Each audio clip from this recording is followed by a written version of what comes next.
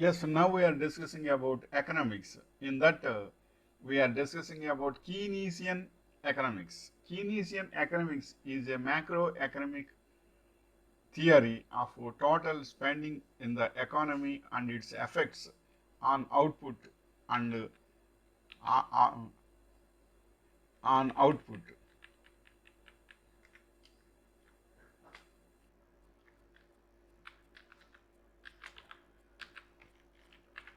And then I am also preparing the notes to explain you in a shortcut way, so that I am also preparing a notes in notepad. That is, I am saying to you.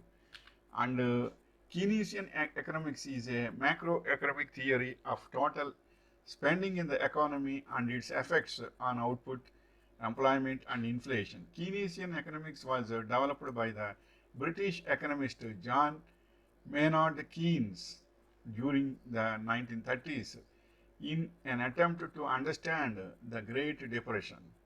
What is the 1930s in an attempt to understand the Great Depression? What is the Keynes theory of economics? Keynes economics is the theory that says the government should increase demand to boost growth. Keynesians believe that consumer demand is the primary driving force in the economy. As a result, the theory supports the expansionary fiscal policy. And next topic is, what is the main goal of Keynesian economics? The goal of Keynesian economics. Keynesian economists justify government intervention through public policies that aim to achieve full employment and price stability. And the next point is, what are examples of Keynesian economics? Here are some examples of Keynesian economics. The creation of the civilian conservation crops in the United States during the Great Depression is an example of Keynesian economics. This was a work relief program designed to create jobs for people and government environmental projects. Then next topic is definition of Keynesianism. Keynesianism. Keynesianism.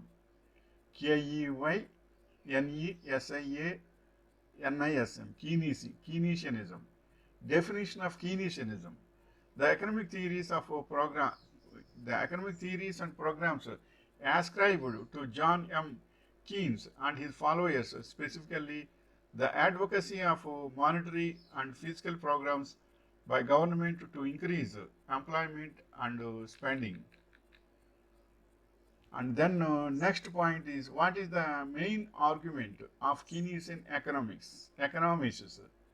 Keynesian theorists argue that economies don't stabilize themselves very quickly and require active intervention that boosts short-term demand in the economy. Wages and employment, they argue, are slower to respond to the needs of the market and require governmental intervention to stay on track.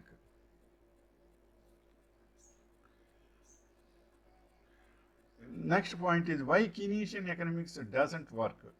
The problem with Keynesianism. In the Keynesian view, aggregate demand doesn't necessarily equal the productive capacity of the economy. Instead, it is influenced by a host of factors and sometimes behaves erratically, affecting production, employment, and inflation. Next point is, what is the opposite of Keynesian economics? The opposite of Keynesian economics. Monetarism focuses on controlling the money supply to control the economy. Keynesianism focuses on government spending to control the economy. Monetarists believe in fighting inflation by adjusting the amount of money in circulation.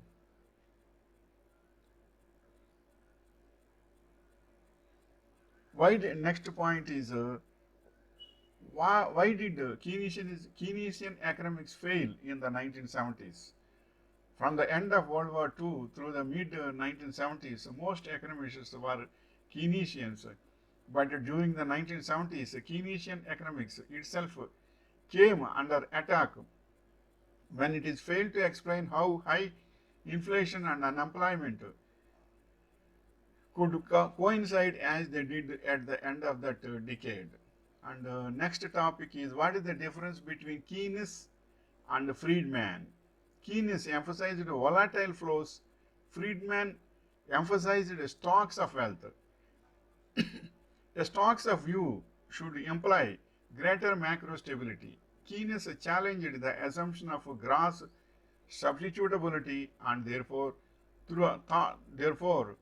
thought that price and wage flexibility could lead to a downward spiral of falling prices and incomes. And the next point is, what is the main difference in conclusion between the classical model and Keynesian model? The classical model says that the economy is at full employment all the time, and that wages and prices are flexible.